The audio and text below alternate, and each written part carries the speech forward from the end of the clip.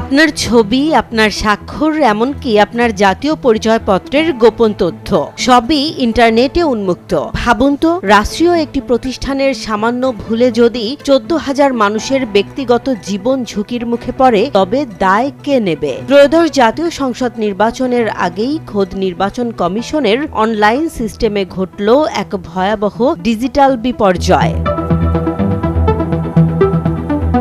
ঘটনার সূত্রপাত শনিবার বিকেলে নির্বাচন কমিশনের অনলাইন পোর্টালে কার্ডের জন্য আবেদন করা প্রায় 14,000 সাংবাদিকের ব্যক্তিগত সব তথ্য হঠাৎ করেই সবার জন্য উন্মুক্ত হয়ে যায়। নাম, মোবাইল নম্বর, এনআইডি তো বটেই, এমনকি আবেদনকারীর স্বাক্ষর এবং অফিসের আইডি কার্ডও দেখা যাচ্ছিল, কোনো পাসওয়ার্ড বা অনুমতি ছাড়াই। ওয়েবসাইটের ইউআরএলে সামান্য পরিবর্তন আনলেই যে কেউ ঢুকে পড়ছিলেন এই বিশাল ডেটাবেসে।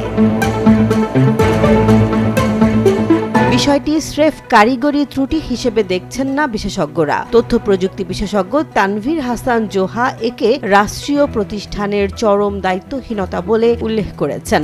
তার মতে, যেখানে বেসিক সিকিউরিটি টেস্টিং বা ডেটা প্রোটেকশন মেকানিজম নেই, সেখানে এমন একটি স্পর্শকাতর সিস্টেম চালু করাই ছিল বড় ভুল। প্রশ্ন উঠছে, এই 2 ঘন্টা সময়ে কতবার এই তথ্যগুলো কপি হয়েছে বা কোনো তৃতীয় পক্ষের হাতে চলে গেছে কিনা তার গ্যারান্টি কে দেবে?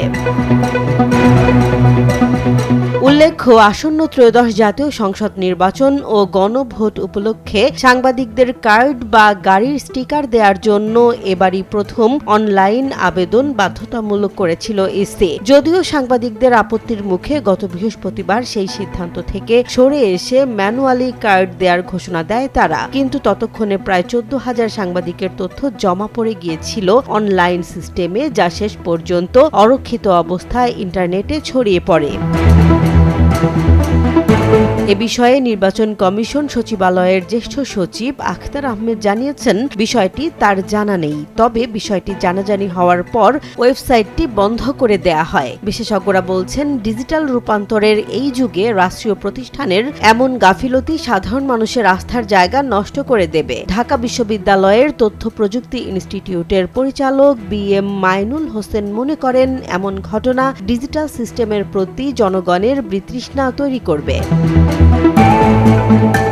ডিজিটাল নিরাপত্তার বুলি আর বাস্তবতার এই ব্যবধান সাংবাদিক সমাজকে এক গভীর অনিশ্চয়তার মুখে ঠেলে দিয়েছে। যে তথ্যের উপর ভিত্তি করে একটি অবাধ নির্বাচন হওয়ার কথা, সেই তথ্যই এখন অপব্যবহারের আশঙ্কায়। এখন দেখার বিষয়, এই বিশাল নিরাপত্তা ঘাটতির দায় শেষ পর্যন্ত কার কাঁধে চাপে। জেসমিন জাহান, নিউজ ডেস্ক, জনবাণী।